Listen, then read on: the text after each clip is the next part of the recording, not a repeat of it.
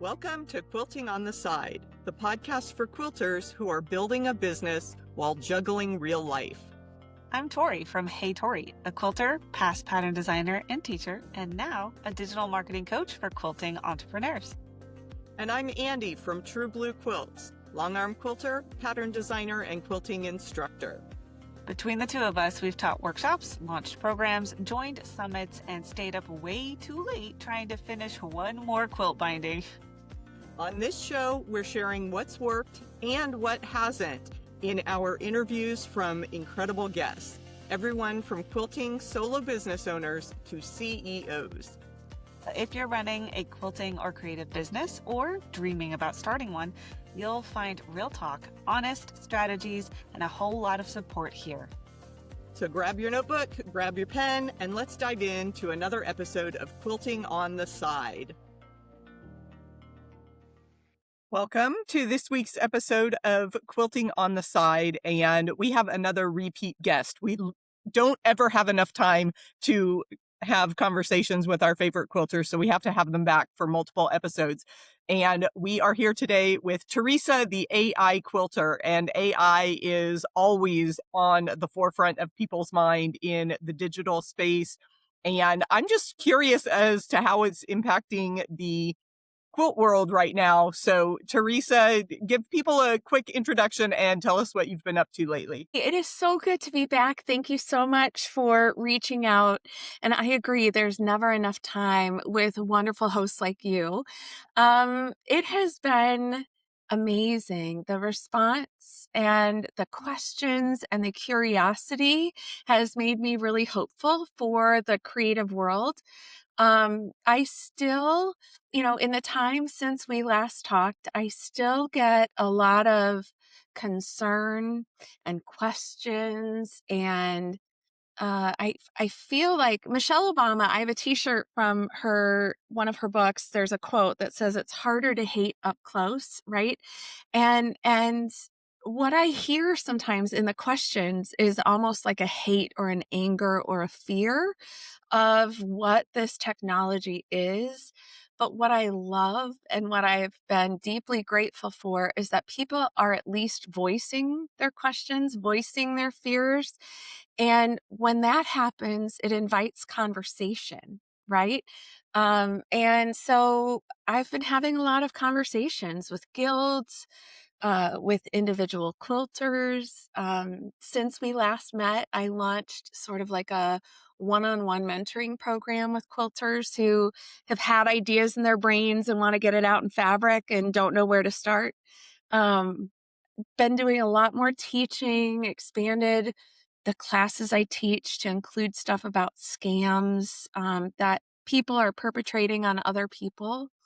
And yeah, I just got back from Raleigh and QuiltCon where I got to speak on the big stage, and that was amazing. It was an amazing, profound gift, and I'm eternally grateful to the MQG for putting me on the schedule. So it's been a busy time. It really has. Yeah, it sounds like a lot of exciting stuff. So we'd love to hear what you found that has changed in the AI world since we last talked to you. Yeah. So, I had gotten a question. I can't recall if it was just before we spoke last or shortly after, from somebody I really respect in the quilt world. She had sent me a screenshot of a social media post about the environmental impact of AI. And she was like, "I'd really love to hear your thoughts on this." And I read it and it was really alarming. And I thought to myself, gosh, okay, if my whole thing is AI is okay to use, you can use it responsibly, blah, blah, blah, but there's this information out here that says that it's going to destroy the planet. Well, those two things can't both be true. Let's go figure out what the truth is. And so that set me off on like a 2-month research project. I felt like I was back in high school, right?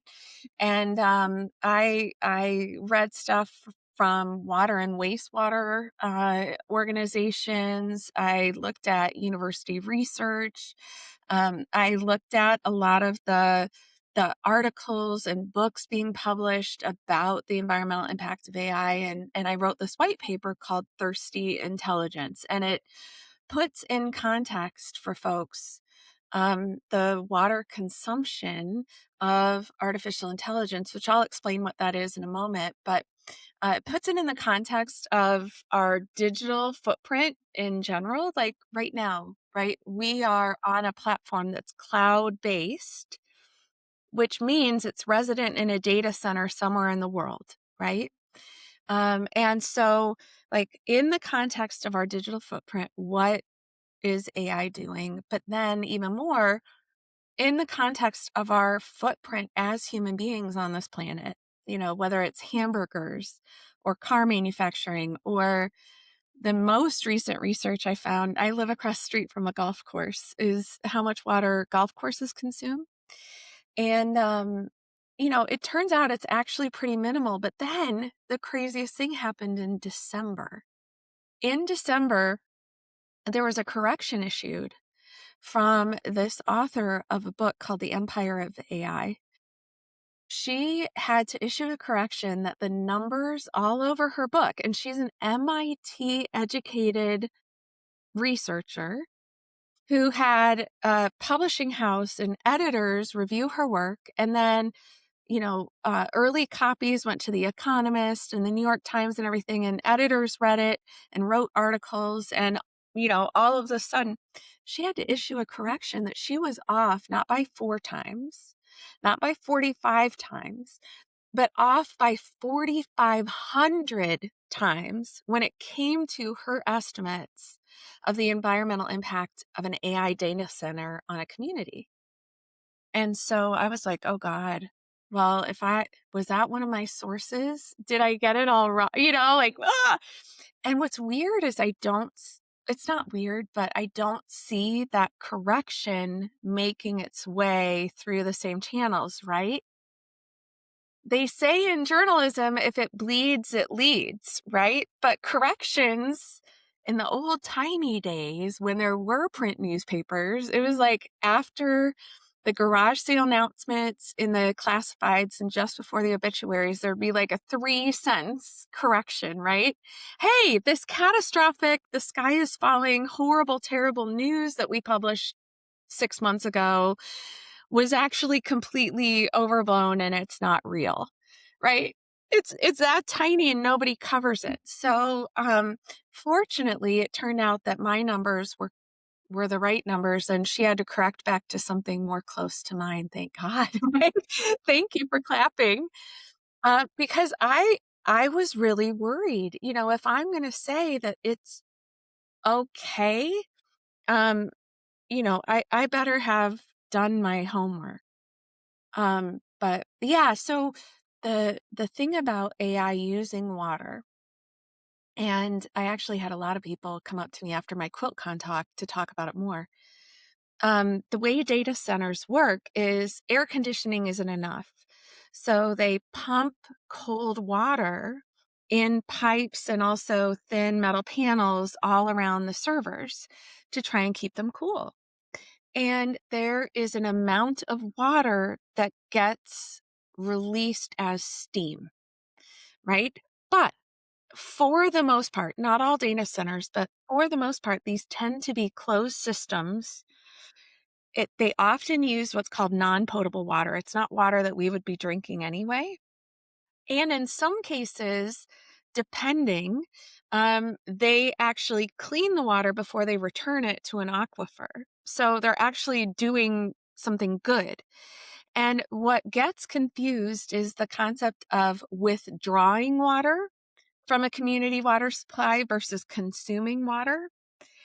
And people conflate those two terms thinking they're the same, that if you withdraw water from a supply, that means that you've consumed it. It is no longer available to the community in which that data center lives. When in fact, the withdrawal just means it comes out and comes back, whereas consumption means it comes out, some amount is lost to steam, and the rest is, in a closed system, either recooled and recirculated or clean and returned to the community. And so I'm trying to get that word out a little bit oh, hi, kitty cat. I'm trying to get that word out that maybe, just maybe, the alarmism, it should be paid attention to. Don't get it twisted. Environmental impact of our digital footprint is huge, but maybe it's not near as bad as what we were led to believe last summer. Yeah, that's really important so that you have good information and then can make informed decisions about it. Like you Exactly. said, Yeah. and you were mentioning that you have some information that compares uh, AI water usage to overall fabric manufacturing, and that would be Yes. Yes. So here are some statistics. So the best estimate that we currently have for how much water is consumed, like actually used and lost from steam, um, in a conversation with an AI is for roughly 20 to 50 prompts, which a prompt is that, it's like when you're messaging somebody, it's a prompt and a response. That's one. Okay. So 20 to 50 prompts is 500 milliliters, half a liter. Now, for me, given that I've been in the space for a long time, I've written the book on how to write good prompts, right? I can typically get to where I want to go with only 1 to 2 prompts, which means for me, that's 25 conversations, not one conversation. So I can get 25 conversations out of an AI platform for half a liter of water. Here are the crazy statistics. Yes, exactly. the size of your drinking cup. Precisely. So, but here are the statistics. I'm going to look so that I don't get them wrong. To just the wet processing for dyeing fabric. So this does not include the growing of the cotton and the everything else. Just the dye process alone for 1 yard of cotton fabric is anywhere from 8 to 23 liters of water. So think about your stash, right? Think about your stash at home. Think about your clothing, whatever. Like, think about how much water was consumed, for that fat quarter you swiped, in a moment of weakness, even though you already had a huge stash at home, right? A hamburger from birth to bun, right? So from the moment the cow is born until that quarter pound of beef is on a bun, that's 2,500 liters of water for that one quarter pounder, right? A t-shirt, if you're wearing a cotton t-shirt, that's 2,700 liters of water. And golf course, yeah, hi, a t-shirt, right?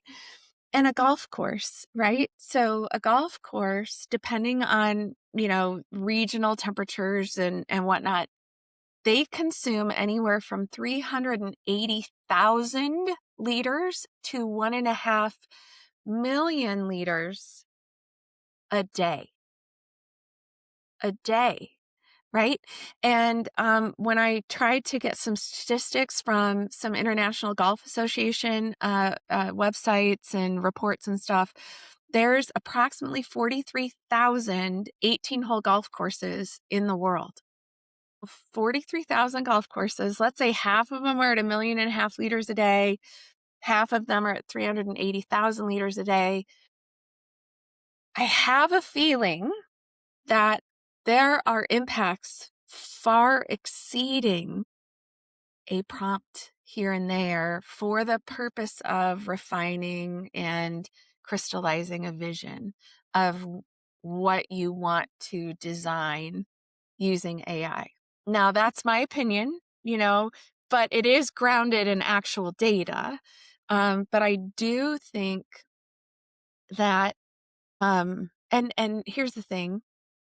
We are in the midst of what's called the villainization cycle, right? Where it's essentially the denial and anger and bargaining stages of grief or change, where people are insisting it's cheating, people are insisting it's unconscionable, people are insisting it's stealing, not necessarily grounded in facts or data, but it's more emotion, because this is a part of humanity that had been sacred for so long. The automation of labor happened forever ago, but the automation of thought, the automation of imagination, the automation of creation to a certain extent, I think, all thought was somehow holy and sacred. And when in fact, I think what we actually, and I think some of this is cultural, I think we were all taught that somehow suffering is good. Like struggle is good, right? Even in education, they talk about productive struggle of a student going from not knowing to knowing, right? And so I think there are folks, I think there's some fear and anger that come from, well, hang on. I had to struggle through creating this. It's not fair, right? It's not fair. And I'm just hoping we can all receive that information, that maybe, just maybe, worshiping at the altar of struggle is not where any of us as creatives ought to invest our time. And instead, let's invest it in the parts of our creative process that bring us delight and joy, you know? So, I'm running through all kinds of thoughts and emotions over here. But I think it's a really important conversation. And as someone who is also advocating for AI, I built custom GPTs for my digital marketing program. And I did so to cut down on the number of prompts that they would need to have. And hearing you go through that, hearing not only because I was hearing the fear too, I was hearing questions about it. I didn't dive into research as you did. It sounded like it was hyperbole, but yes. I thought it was very similar to what you're describing, which is that struggle of change.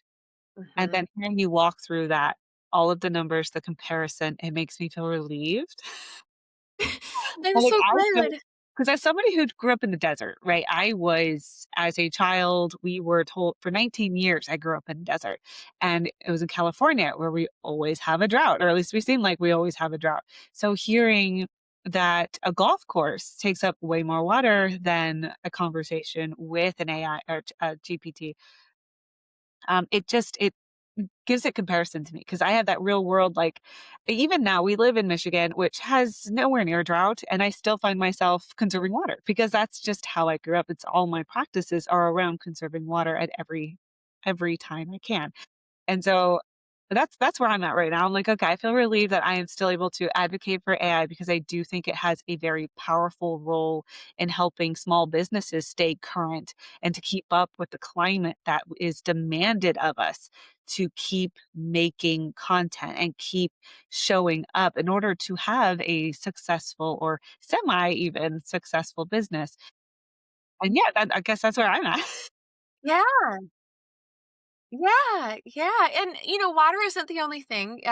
There's CO2 emissions of these locations. There's, people. The next argument when I say those numbers, they'll be like, "Yeah, but there's billions of people using it all day long." And yes, there are people who have formed very intimate relationships with AI chatbots that are honestly going through mourning at the moment because OpenAI obsoleted a couple of their models, which were used by a number of companionship software platforms. Yep, there are those people who are using it more than I might use it.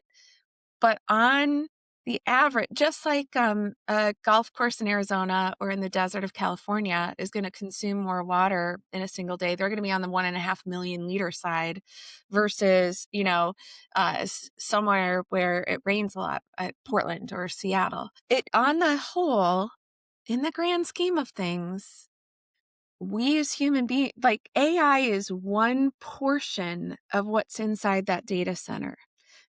Our software platforms, Canva, Microsoft Online, Google, Netflix, all of that, anything that is in the cloud means it is running on very hot servers somewhere in rural or suburban America or the world. And so we need to instead be talking with our lawmakers about why are you giving infinite tax breaks to these, multi-billion-dollar corporations to install buildings that contribute to noise pollution and, are consuming power and putting a load on the grid and everything else. Like, why do they get tax breaks? They aren't going to be employing near the number of people that a call center might, or other things that still rely on human engagement. So why is that happening? And those are the actions that we as people with agency and ability to affect change should really, in my opinion, be focused on. Yeah, that's where I think it's at, is we've really got to, number one, put AI's use in perspective. It's also used to solve environmental crises. It's used to detect cancer sooner than ever before. It's used to help people be able to speak who can't and can, use eye tracking. It's used to help find missing children. It's used to help prevent forest fires. It's used to do all of these. Like, Netflix can't do that. I'm sorry, but it might be a next door neighbor of AI, but it also consumes resources and certainly cannot do any of what I just said. And so where might our priorities and our efforts actually be better spent? And I would say it's, how about we make them pay more in taxes and improve our schools, our roads, our educational systems, our social services, and other things due to the tax benefits that we reap from a data center being put in our community? Like, that's the conversation to have, but it's weird how somehow corporations tend to figure out how to do the divided we fall, united we stand, divided we fall.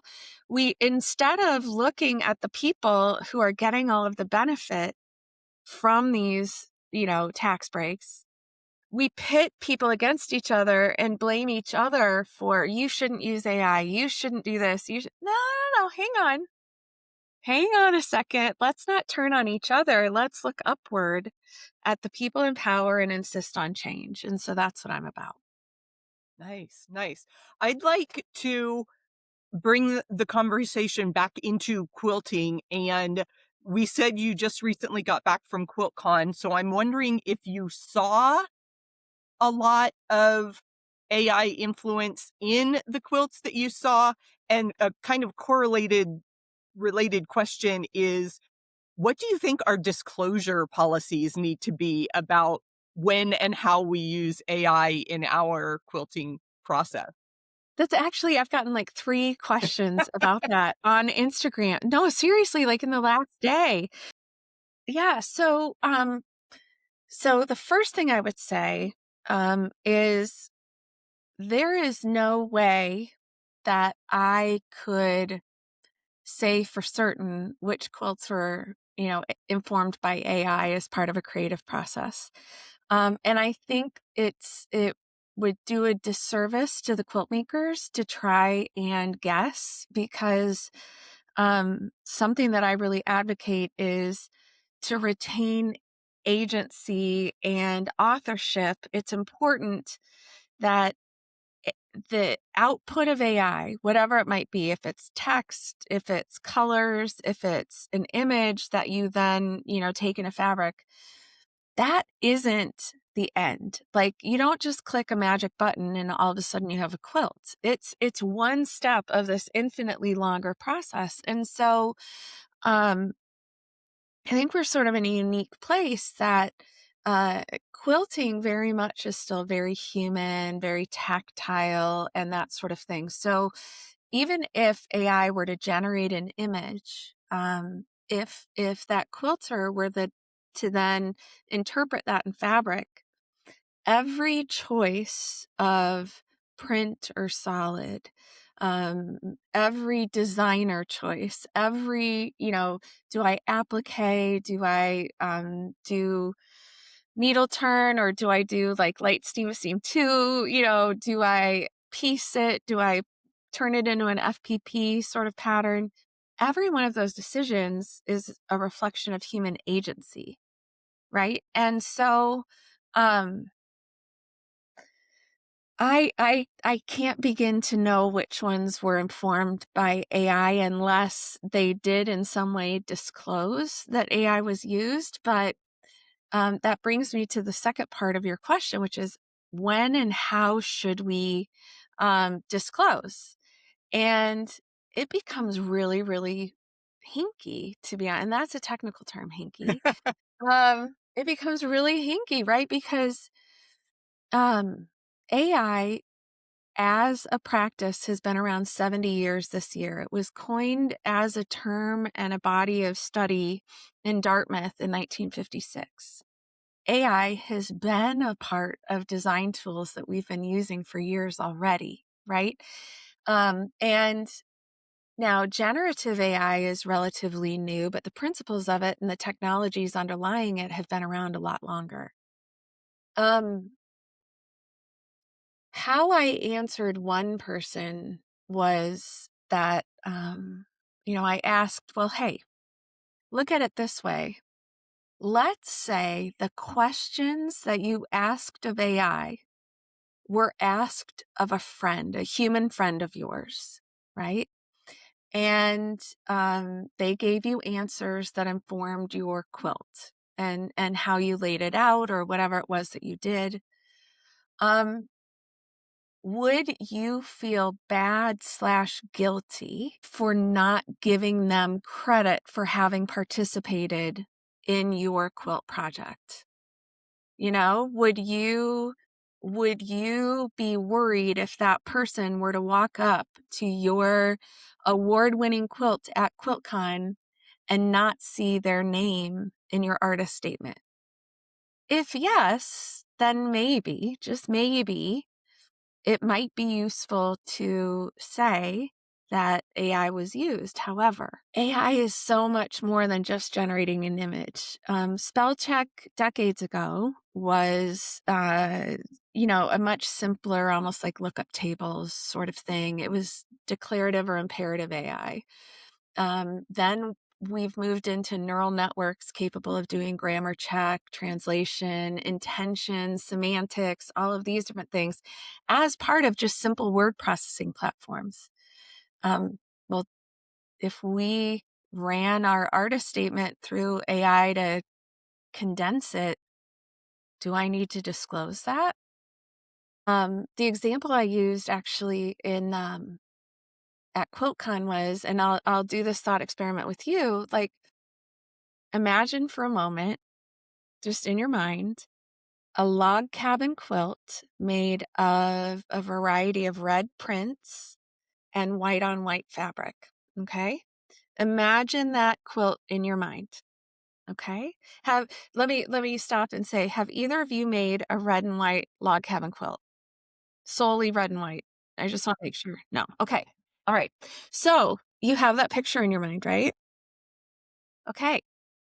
Well, since neither one of you have made one before, you are referencing two things. You're referencing log cabin quilts that you've seen at quilt shows or at your guild, or log cabin quilts that you've made previously, right? So you have all of this data input from your life experience having observed those types of things. And you're also referencing copyrighted surface pattern designs from fabric manufacturers when you think about the red fabrics that you put in your imaginary quilt.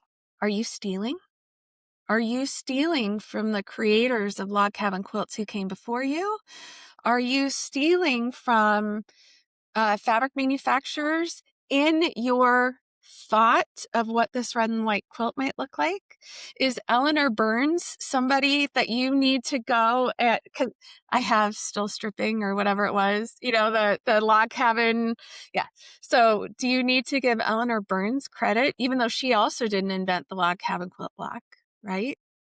That is how AI works. AI is image text pairs. They are not photocopies. It is reference material that is then brought together in the context of the request made. And in this case, my request was imagine a red and white log cabin quilt, right?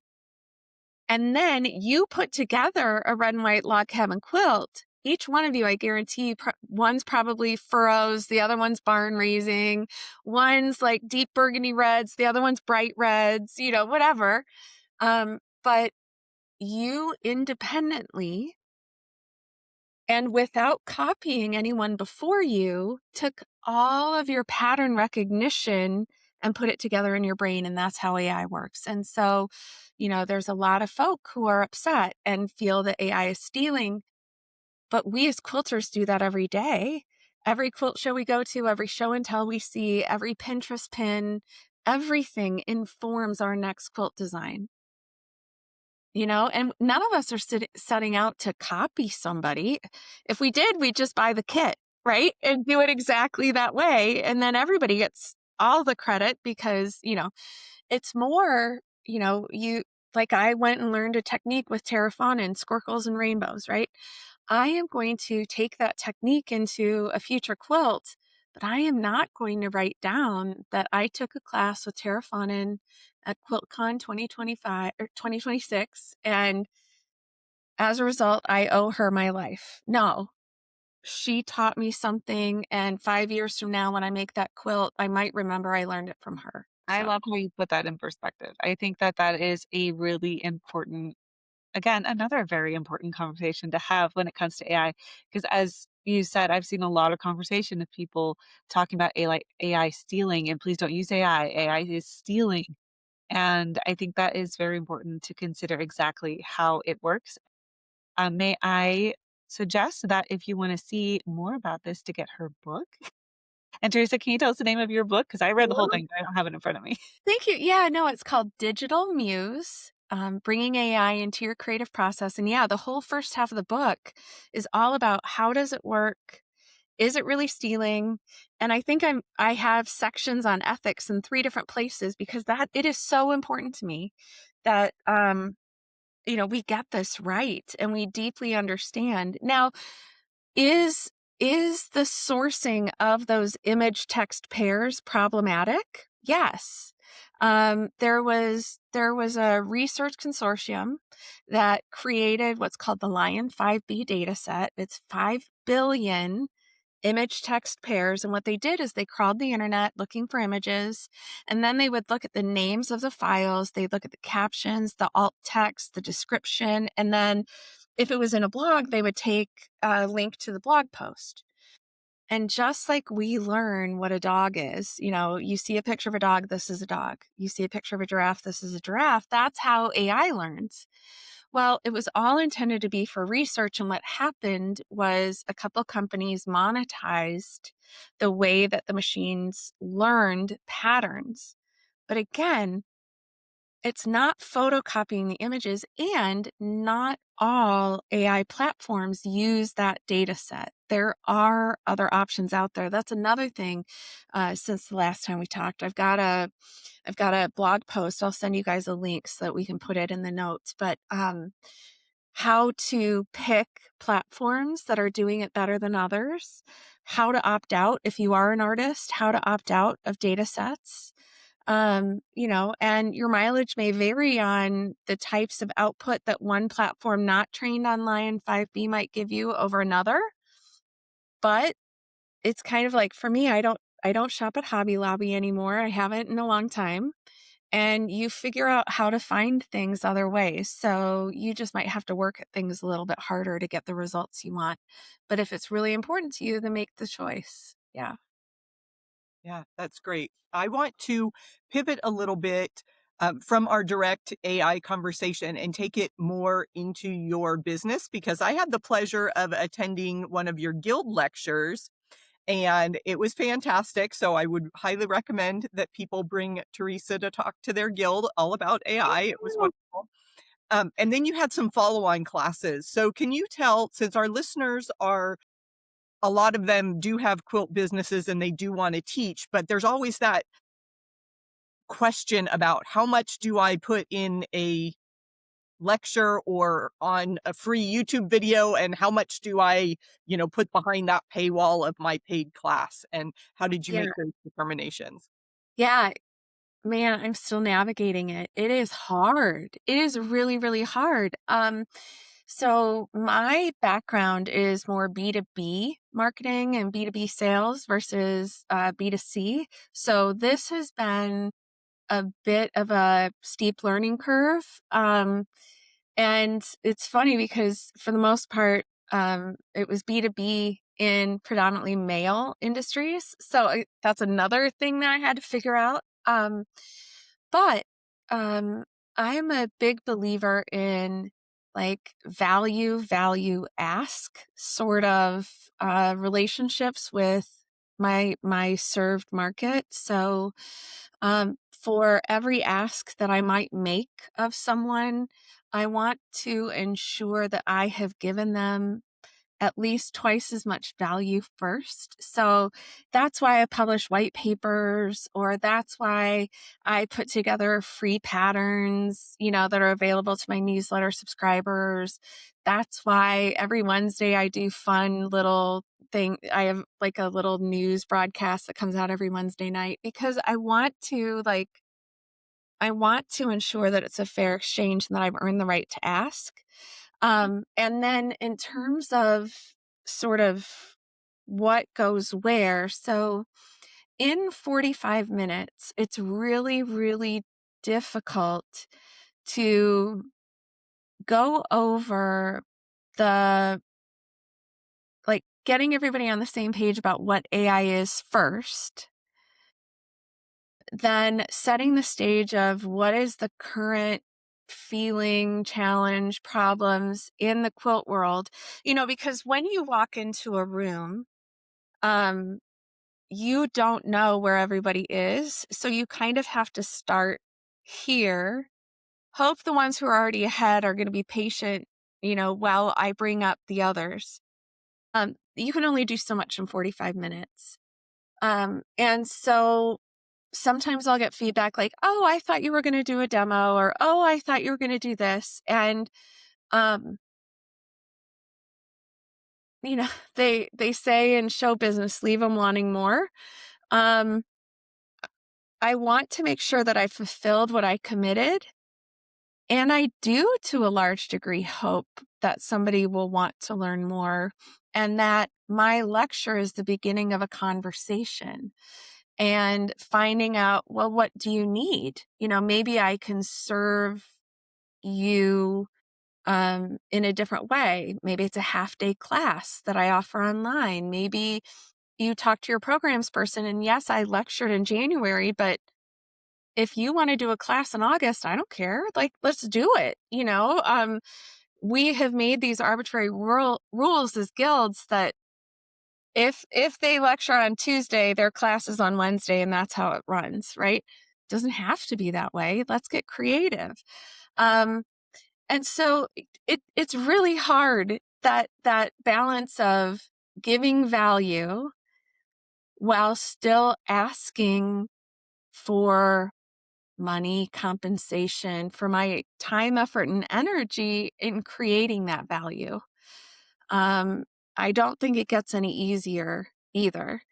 But like this year, I'm going to be doing on-demand classes and some live classes via Zoom, now that I've been able to do it live with some guilds over Zoom who, couldn't afford or didn't want to have me travel.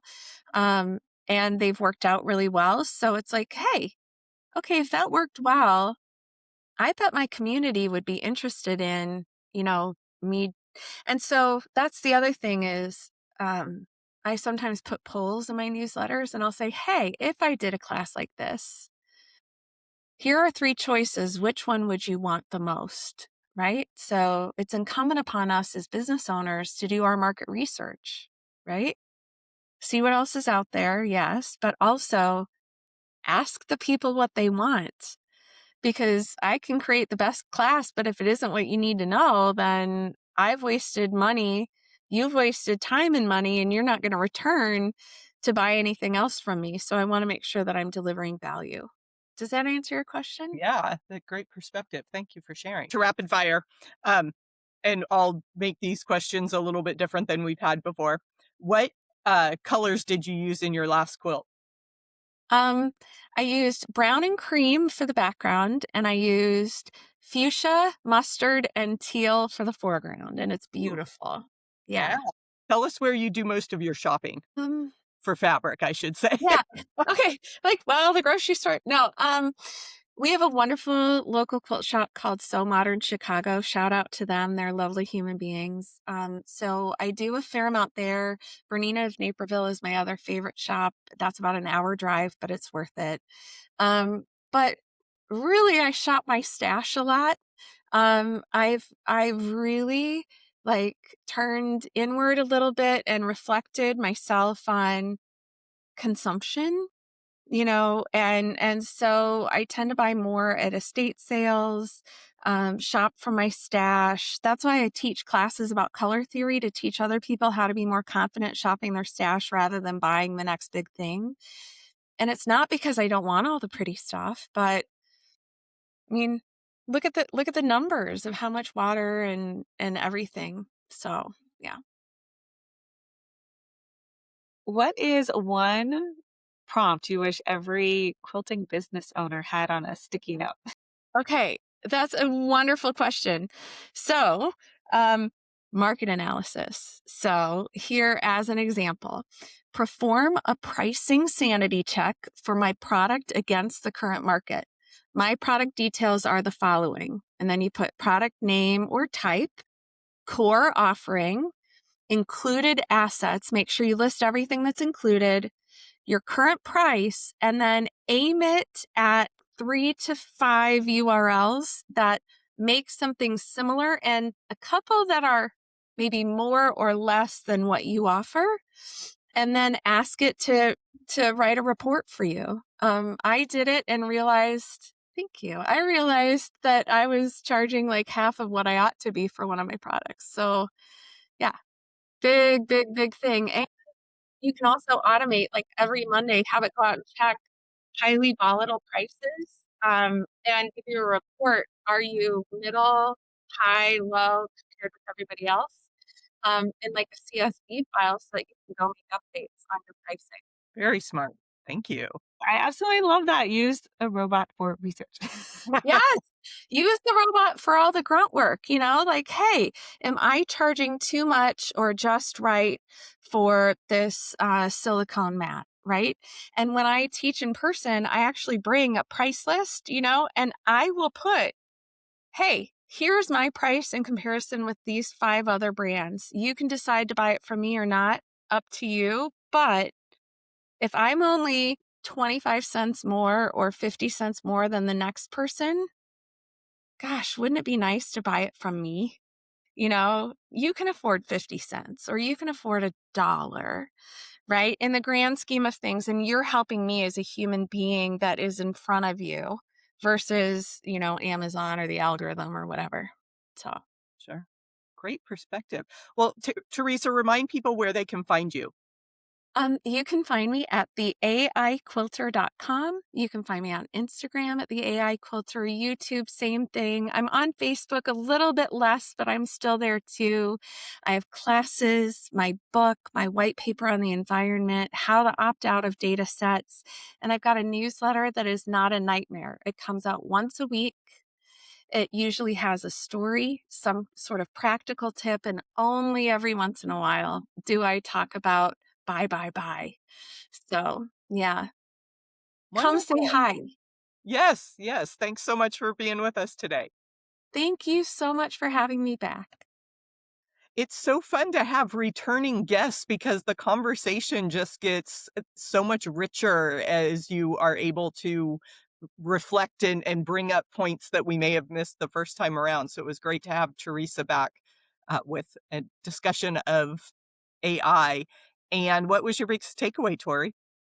I mean, you're right. It feels like a continuation of the conversation we had in the past, but like you said, it just keeps getting richer. And with the development of AI going so fast, it was great to have her back.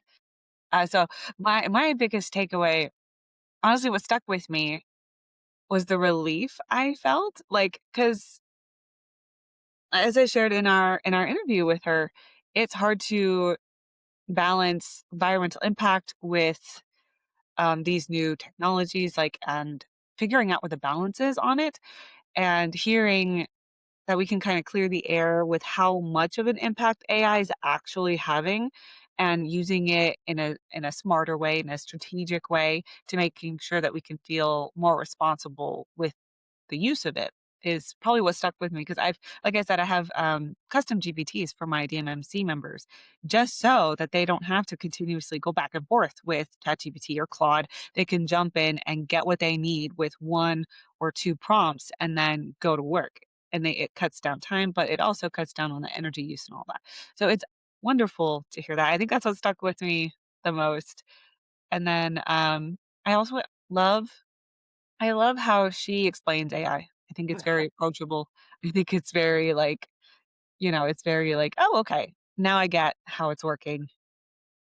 And it alleviates the fear and mistrust if you really understand how something works. But yeah, what was your biggest takeaway, Andy?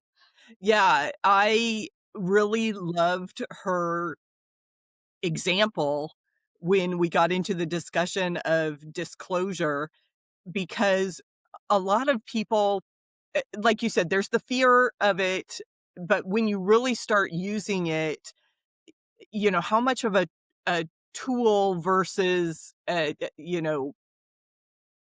something that you need to acknowledge that is part of your process. And having her explain it with that log cabin example, we all bring our own history, knowledge, experience to anything we create. And we don't have to worry about making a laundry list of every possible influence that we've had. So fear is a big part of it. And that alleviated some of my fears about, where do we have to give credit? If this were a person that we were collaborating with, that just made it more approachable and great example. Teresa is a wonderful teacher, and I look forward to um, utilizing her lessons as I move forward. So, Yeah, yeah, when she said that, whether we should give credit, my first thought was, if you didn't touch fabric, you're not going on the label. Like, if you were not right. literally helping me cut, sew, quilt, bind, I'm not going to put you on the label. Yeah, and all throughout our conversation, I was equating it to some of the computer assistants that quilters use on their machines. It's like you don't have to give credit to an embroidery stitch that you use on your machine. So why should you have to give credit to the AI design tool? Although I could see a category in a show, just like you have, the distinction between domestic machines and the track guided long arm machines. A lot of shows make that a different category, long arm versus domestic. So we may see a whole AI category someday for quilt shows, and that would be really interesting because there's just so much to discuss. We could go off in a bunch of different tangents, but Well, it's hard yeah, to predict the future, but that's interesting to think about. Like, it really is. That's a good yeah, point. yeah. And I'd love to hear what our audience thinks about AI. So definitely leave comments and join us over in Patreon as we continue these discussions. That's a wrap on today's conversation. We hope it gave you something real to take back to your business. And if you liked this episode, please hit subscribe and leave us a review. It helps more quilters find the show and feel a little less alone on their entrepreneurial journey. And if you want more support, from behind-the-scenes content to live chats, you'll find more in our Quilting on the Side community on Patreon. And as always, don't forget to do A little quilting on the side.